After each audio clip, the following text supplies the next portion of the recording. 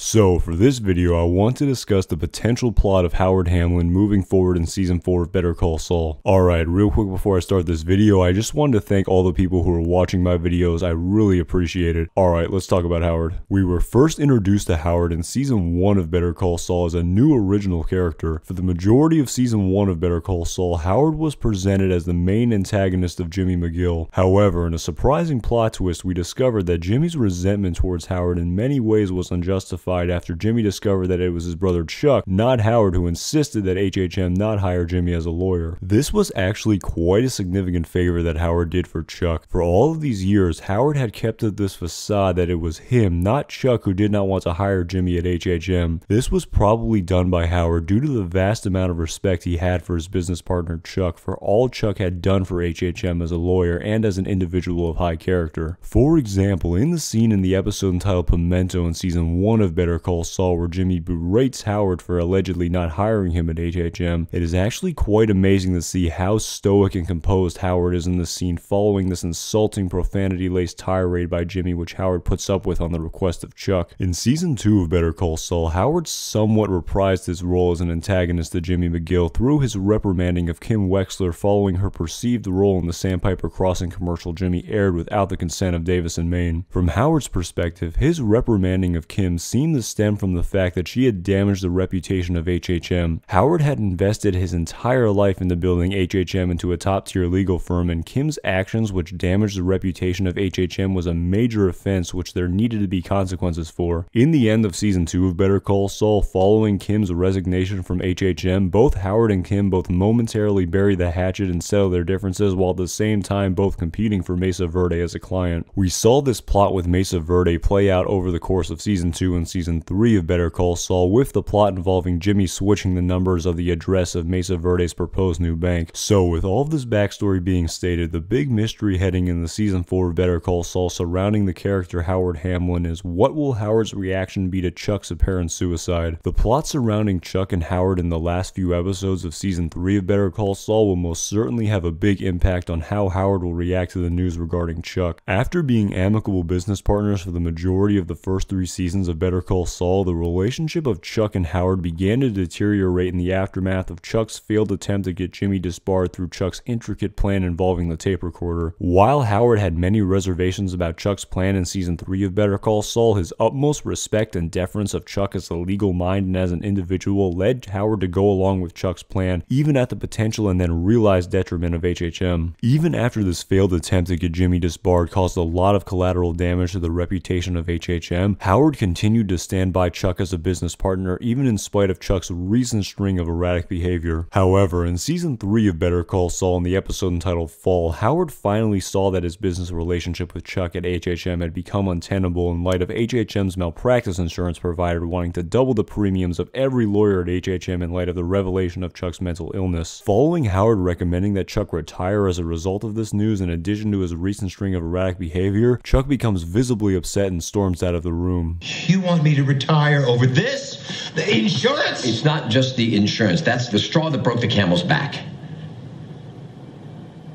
So this is about my condition. Look! Look! You see? See? I'm better. Howard, I'm fine. This is not what fine looks like.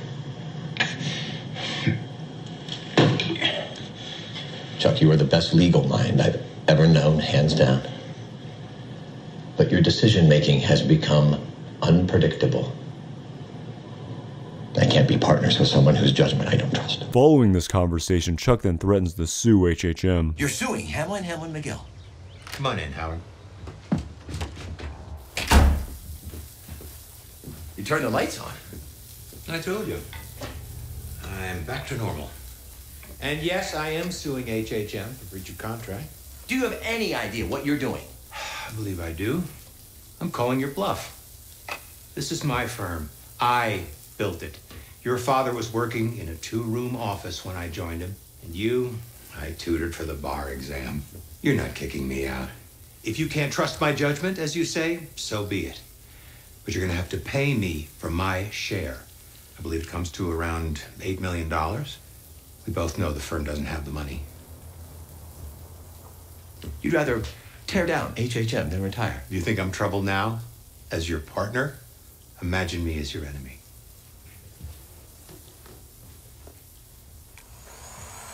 Chuck,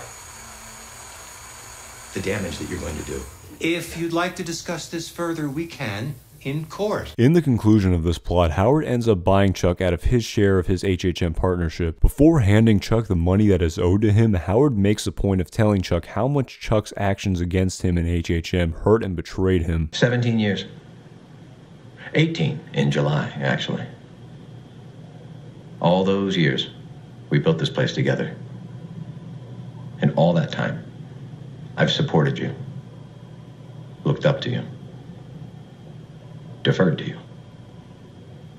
Because I always thought you had the best interest of the firm in mind. I have. You did. For a long time. But you've let personal vendettas turn your focus away from what's best for HHM. You've put your needs first, to our detriment. I don't think that's accurate. And the moment that I mildly suggest, with empathy and concern, that maybe it's time for you to consider retirement, the first instinct you have is to sue me? To sue the firm? Well, I don't even know. In what world is that anything but the deepest betrayal of everything we worked so hard to accomplish? In what world is that anything but the deepest betrayal of our friendship? Howard, I could argue that you're the one who betrayed me. That's bullshit. And you know it. This is pointless. Here. Just take this. $3 million. The first of 3 payments, as per the partnership agreement. The firm can't afford this. Are you? You're not shutting down, are you? I would never endanger the firm. This is mostly for my personal funds. And a few loans. You're paying me out of your own pocket.